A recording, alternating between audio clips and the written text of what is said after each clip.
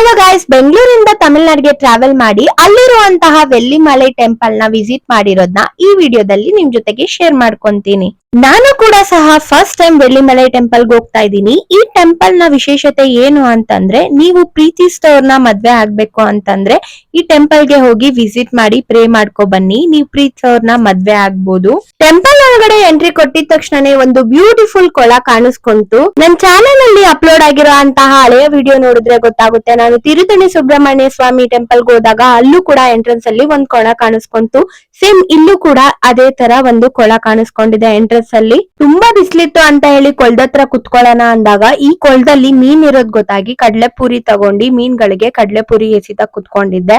ಅದಾದ್ಮೇಲೆ ಸ್ವಲ್ಪ ಹೊತ್ತಲ್ಲಿ ನಾನು ಸ್ಟೆಪ್ಸ್ ಹತ್ಕೊಂಡು ದೇವ್ರ ಮುಖ ನೋಡಕ್ಕೆ ಅಂತ ಹೇಳಿ ಹೊರಟಿದ್ದೀನಿ. ನನ್ಗೇನು ವಿಡಿಯೋ ಮಾಡೋ ಮೈಂಡ್ ಸೆಟ್ ಇರ್ಲಿಲ್ಲ, ಯಾಕಂದ್ರೆ ತುಂಬಾ ನಡ್ಕೊಂಡ್ ಬರ್ತಿದ್ದಂಗೆನೆ ಸುಸ್ತಾಗ್ತಿತ್ತು. ಬಟ್ ಸ್ವಲ್ಪ ದೂರ ನಡ್ಕೊಂಡ್ ಹೋಗಿ ಈ ಲೊಕೇಶನ್ ಗೆ ನಾನು ರೀಚ್ ಆದ್ಮೇಲೆ ಆ ಬ್ಯೂಟಿಫುಲ್ ವ್ಯೂ ನೋಡ್ಬಿಟ್ಟು ವಿಡಿಯೋ ಮಾಡ್ಕೊಂಡೆ ಅಷ್ಟೇನೆ.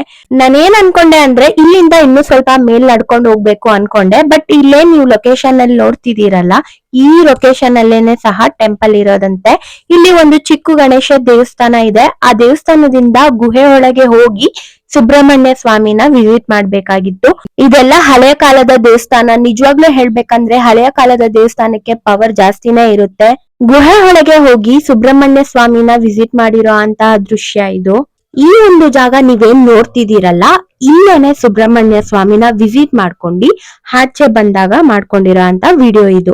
ವಿಡಿಯೋ ಮಾಡ್ಕೊಂಡು ನಡ್ಕೊಂಡು ಹೋಗಿ ನಿಮ್ಗೆ ಎಕ್ಸ್ಪ್ಲೈನ್ ಮಾಡೋಣ ಅನ್ಕೊಂಡಿದ್ದೆ. ಬಟ್ ಅಲ್ಲಿ ಸಾಕಷ್ಟು ಕೋತಿಗಳು ಇರೋದ್ರಿಂದ ನಾನು ಸ್ವಲ್ಪ ಮಾತ್ರ ವಿಡಿಯೋ ಮಾಡ್ಕೊಂಡು ಅಲ್ಲಿಂದ ಬೇರೆ ಕಡೆ ಹೋಗಿ ಮತ್ತೆ ವಿಡಿಯೋ ಆನ್ ಮಾಡ್ಕೊಂಡೆ. ಇಲ್ಲೇನ್ ನೀವು ನೋಡ್ತಿದ್ದೀರಲ್ಲ, ಜನಗಳು ಅವ್ರ ಇಚ್ಛೆಗಳನ್ನ ಹರಕೆಗಳು ಕಟ್ಟಿ ಪ್ರಾರ್ಥನೆ ಮಾಡ್ಕೊಂಡಿದ್ದಾರೆ. ನನ್ ಪ್ರಕಾರ ಸುಬ್ರಹ್ಮಣ್ಯ ಸ್ವಾಮಿ ಅಂದ್ರೇನೆ ನಮ್ಮ ಇಚ್ಛೆಗಳನ್ನ ಈಡೇರಿಸೋ ಅಂತಹ ದೈವ.